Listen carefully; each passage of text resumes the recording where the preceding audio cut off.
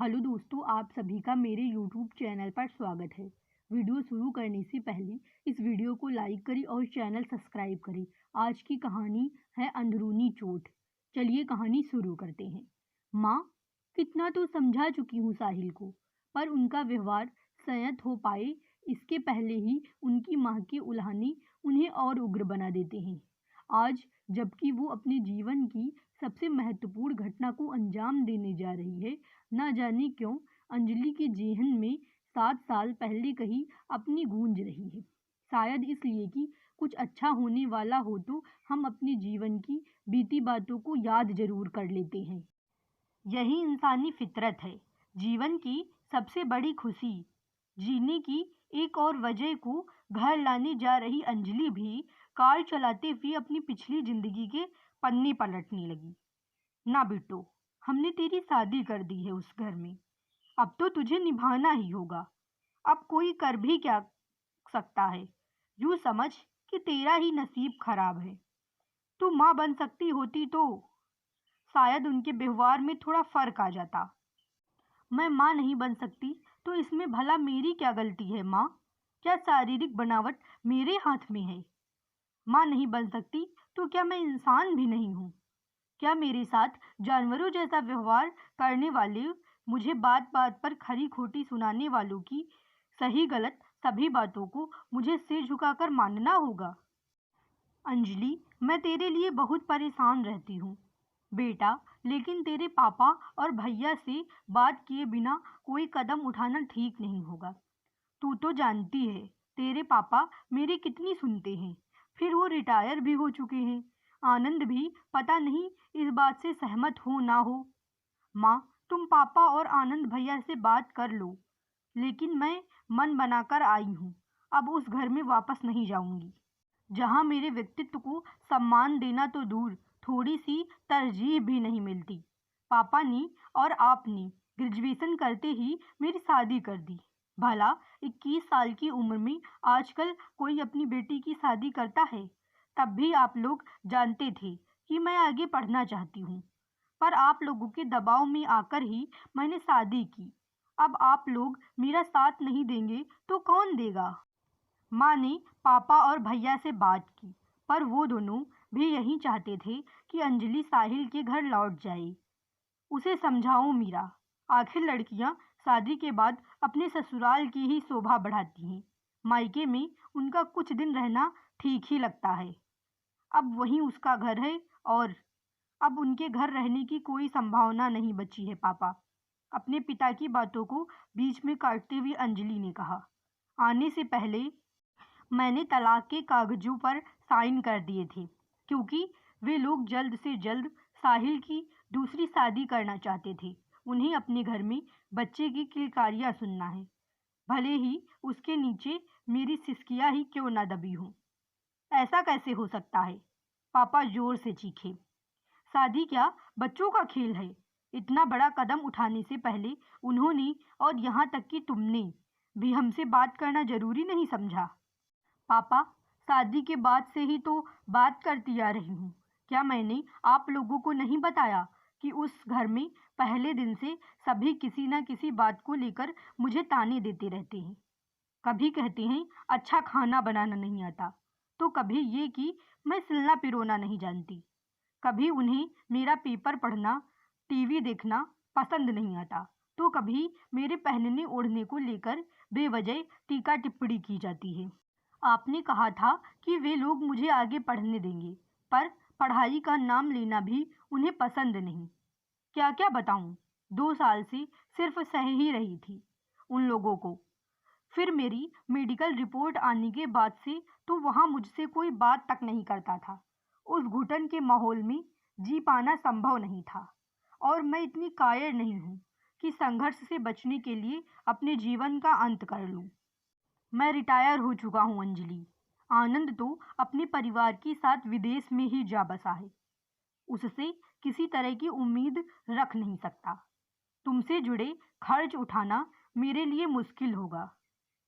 संघर्ष करने का मन बनाने से पहले मैंने आपकी आर्थिक स्थिति का आकलन भी किया था पापा। तलाक के कागजों पर तभी दस्तखत किए जब उन्होंने शादी में हुए आपके खर्च के साथ ही मेरे गहने भी मुझे दे दिए।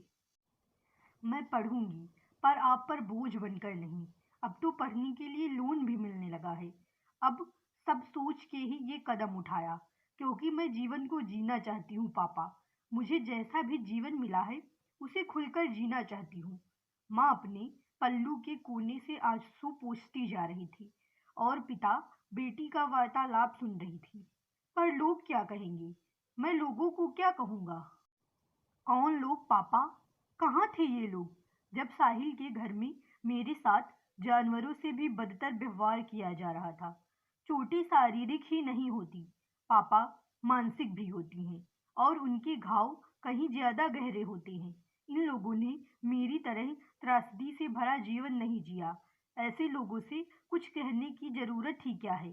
कहने की नौबत आए तो सच्चाई ही कहिए, जिससे ये लोग समझें कि बेटियों को पढ़ा लिखाकर शादी करना ही उनकी जिम्मेदारी नहीं होती, बल्कि पढ़ाने के बाद उसे अपने पैरों पर खड़ा करना भी जरूरी है, ताकि कुछ अच्छा बुरा हो तो वो खुद निर्णय ले सके। फिर अंजलि ने एमबीए किया। उन 2 सालों में सुबह क्लासेस अटेंड करने के बाद शाम को एक ज्वेलरी शोरूम में सेल्स असिस्टेंट का काम भी। वो कतई नहीं चाहती थी कि पापा पर उसकी पढ़ाई का आर्थिक बोझ पड़े। पापा की सीमित पेंशन में घर का खर्च तो उठाया जा सकता था, लेकिन एमबीए की पढ़ाई का नहीं। आनंद भैया अपनी गृहस्थी में ऐसे फंसे थे कि उनसे पैसों के बारे में बात करना माँ पापा और अंजलि को अच्छा भी नहीं लगता था।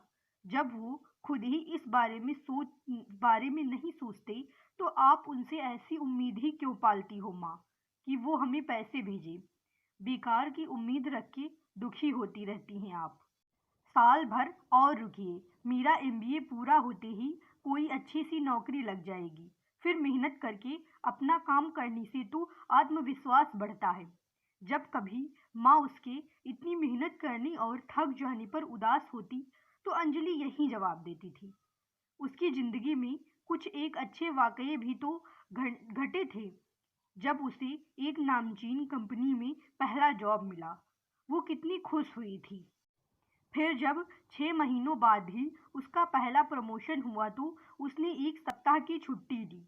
माँ पापा को विमान से जम्मू और हेलीकॉप्टर से वैष्णो देवी के दर्शन कराने के बाद मिली खुशी को तो वो शब्दों में बयां ही नहीं कर सकती। फिर इस घटना के कुछ ही दिनों बाद उसके ऑफिस के सहकर्मी ने उसके सामने शादी का प्रस्ताव रखा। मैं तलाकशुदा हूँ राहुल। उसके यह सच बता देने पर भी तो वह शादी के लिए तैयार था। माँ ने कहा भी था कि उसे शादी कर लेनी चाहिए, पर वहीं अड़ गई थी। माँ, मैं हर किसी को यह नहीं बताना चाहती कि मैं माँ नहीं बन सकती।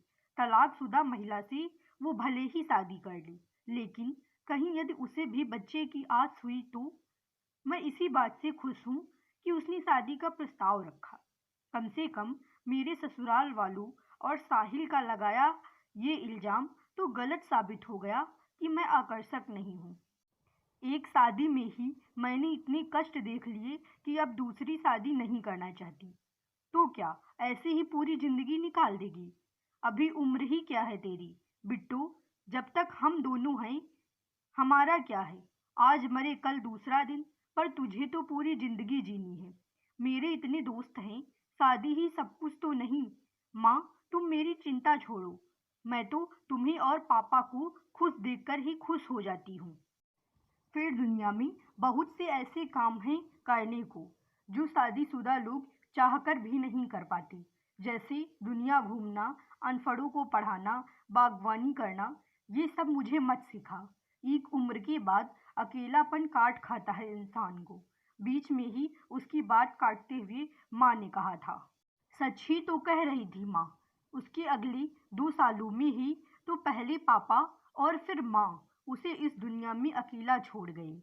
आनंद भैया आए तो, लेकिन भाभी की घूरती आंखों के बीच ये कहने का साहस भी नहीं जुटा पाई कि अंजलि, तुम भी चलो हमारे साथ।